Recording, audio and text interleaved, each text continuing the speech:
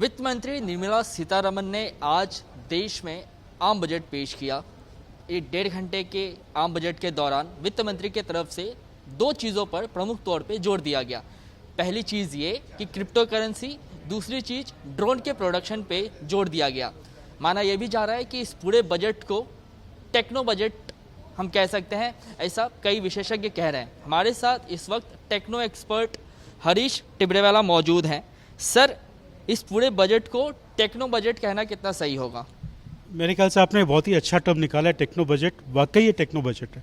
सरकार ने जो भी प्रस्ताव रखे हैं, हर एक प्रस्ताव में हमको दिख रहा है कि टेक्नोलॉजी का उपयोग कैसे होने वाला है। चाहे हम वो ड्रोन को ले लें, करेंसी को ले लें, ई पासपोर्ट को ले लें, जितने भी इनिशिएटिव्स हैं, तो ये लग रहा है भी सरकार टेक्नोलॉजी के माध्यम से अर्थव्यवस्था को कैसे बढ़ाएगी और लोगों की सेवा कैसे करेगी, वो बजट में साफ साफ दिख रहा है। ड्रोन के प्रोडक्शन को लेके भी कई सारी बातें की गई हैं। क्या लगता है कि किस तरीके से आने वाले दिनों में मदद करेगा ड्रोन? तो जैसे सरकार ने एक बात कहा भी, जो किसानों को ग्रामीण एरिया में फर्टिलाइज़र का स्प्रे करना है, पेस्टिसाइड का स्प्रे करना है, वो ड्रोन के माध्यम से करेंगे।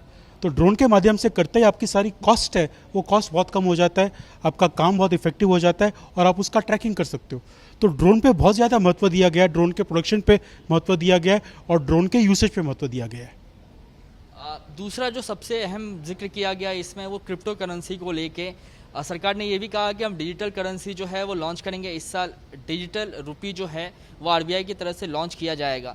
किस तरीके से इसे देखते हैं? ये एक नया, पहले हम कहते थे कि जो हरित क्रांति जो है वो खेती के क्षेत्र में होती थी। डिजिटल करेंसी तो डिजिटल क्रांति कह सकते हैं क्या? बिल्कुल बिल्कुल, डिजिटल करेंसी डिजिटल क्रांति होगी। करेंसी छापने का जो पावर है वो तो सरकार के पास है। आज मैं और आप तो करेंसी नहीं छाप सकते, लेकिन जो लोग क्रिप्टो करेंसी में आज डील कर रहे हैं वो एक प्राइवेट एक्सचेंज बना के करेंसी यूज़ कर रहे हैं। और क्रिप्टो करेंसी में जो ट्रेड होता है वो सरकार के दायरे से बाहर होता है। यदि सरकार के दायरे से बाहर होगा तो आप उस पर टैक्स कैसे कलेक्ट करोगे? यदि आप टैक्स नहीं कलेक्ट करोगे तो आप देश का विकास कैसे करोगे?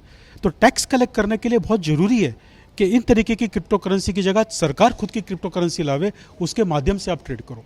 क्रिप्टो करेंसी में ट्रेडिंग होना अनिवार्य है, it's a reality, you can not get away the reality. लेकिन सरकार खुद का विजन दिखा रही है कि हम इसको समझना चाहते हैं, क्रिप्टो करेंसी को, इसको लॉन्च करना चाहते हैं और धीरे धीरे इसको अर्थव्यवस्था का पार्ट बनाना चाहते हैं। सर, क्रिप्टो करेंसी को लेके लोगों के मन में बहुत सारी भ्रांतियां हैं। मैं आपसे बहुत शॉर्ट में समझना चाहूँगा कि क्रिप्टो क्या कॉन्सेप्ट है और जो टैक्सेशन है, टोटल जो कमाई होगी क्रिप्टो करेंसी से, उस पर 30% का जो है वो टैक्स लगाया जाएगा। बहुत लोग नाराज़ दिख रहे हैं। पहले तो कॉन्सेप्ट समझाइए और ये इतना टैक्स लगाना कितना उचित है?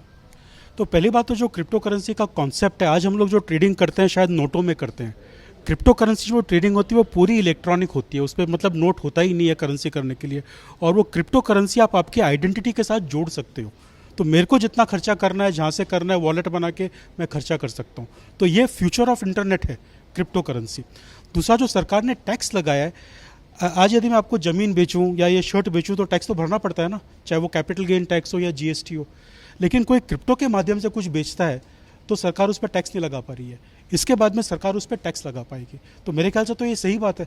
अब कोई भी व्यापार करो तो टैक्स तो लगना ही चाहिए, चाहे वो जीएसटी लगे, इनकम टैक्स लगे। यदि टैक्स नहीं लगेगा तो सरकार देश का विकास कैसे करेगी? तो मेरे ख्याल से ये तो अनिवार्य था होना।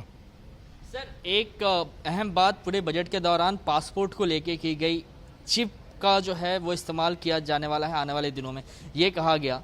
किस तरीके से सुरक्षा की नज़र से ये कितना सिक्योरिटी को स्ट्रेंथन करेगा, प्राइवेसी को कितना प्रोटेक्ट करेगा, उस पर विस्तार से बताइए।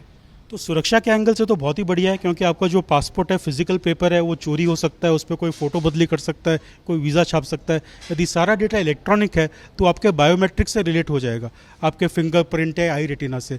तो सुरक्षा एंगल से बहुत ही बढ़िया है। डेटा एंगल से डेटा हर जगह कैप्चर होना चालू हो जाएगा। जब तक वो डेटा का गलत उपयोग नहीं हो रहा हो, वो डेटा कैप्चर होना सही है।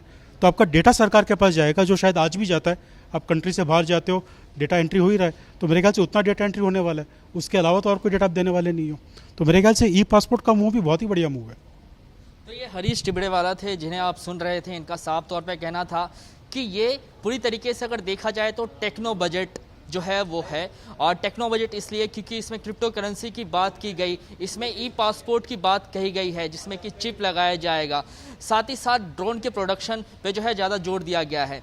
तो इनका साफ तौर पे कहना था कि आने वाले समय में इसी तरीके की बजट की जो है वो डिमांड की जा रही थी और सरकार की तरफ से इस तरीके का जो बजट है वो टेक्नोलॉजी के क्षेत्र में काफ़ी यूजफुल साबित होगा। कैमरामैन अनुप प्रस्तोगी के साथ कृष्णा ठाकुर, एबीपी न्यूज़, मुंबई।